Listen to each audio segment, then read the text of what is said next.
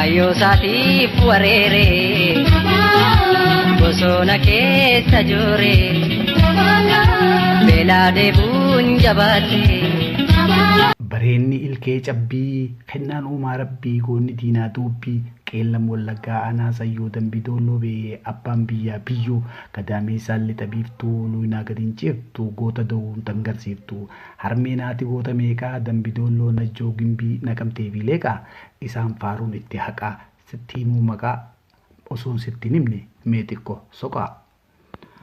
Rakkoo miidhaa uummataa furtuun yaada furmaataa leenjisaan dabballootaa nama tokko na yaadata faaruun arraas isaa namni kun eebbisa. Geerar naanjattu meeka'ee geerarurre meeka'ee geerarurre dhaamsa dabarfadhurre sabab sababiin hima ijoollee xiqqaannaa dhaggeeffadha guddaannaa qalbeeffadha. Sababiin bunan filoo ijoollee jabanaa galaafate sababiin hawaannisa midhaanuu galaafate sababiin goobanticha goota koo galaafate kan kaleessaatu jennu narras nu tophaafate maluma malaan gorsa amma kaataaf yaadate yaa gaarreen biyya keenya yaa walaliif yaa jorgo hangafta abbootii keenya korma sittiin qalleere waggaa bara dheeraadhaaf koloo sittiin galleere akkuma namaa konnee keenya maaf badee laata warra beelaas maaf taane meekuma namaa lollee mirga keenyas maaf dhabne nu maal yakkine laata. Eebbaan guddatee dhugaan eebbisaa addunyaa guutuu takkaan lalisaa. Qeerroon mataa daabee gitaara isaa ol dhaabee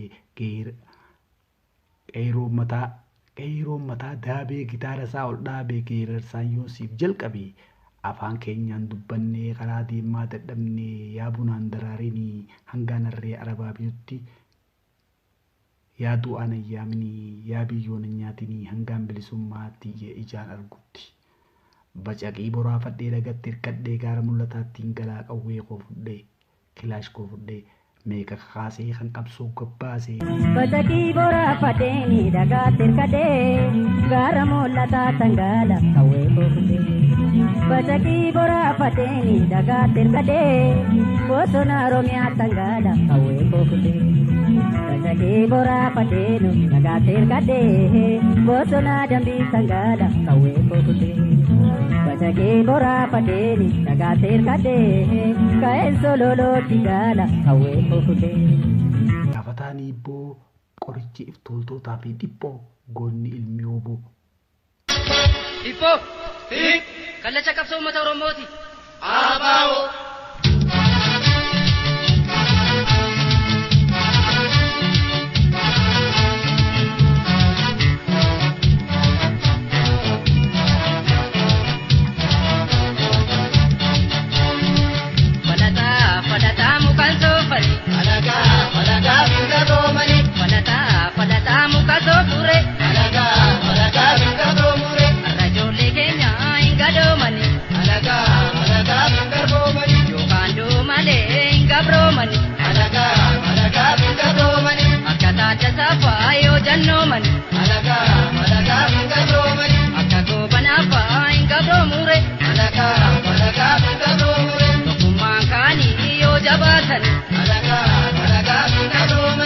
Nandidinii dubbii tiyyaa nallee yakkinii garaa kiyyaa faatee jechuun maqaa keetii kan si baases abbaa keetii jechaa gochaan agarsiisaa ragaan gitaara isaa.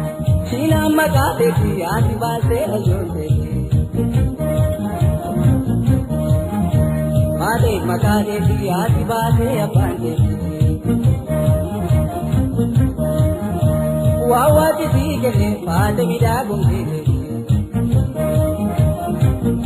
Falmataan gadaa boonsaan sirna abbaa gadaa yoo Oromoon tokko ta'e diinni isaa baqee badaa dursaan hundaa gaaddisni caayaa odaa eebbisaa addunyaa jeeni beeni sodaa.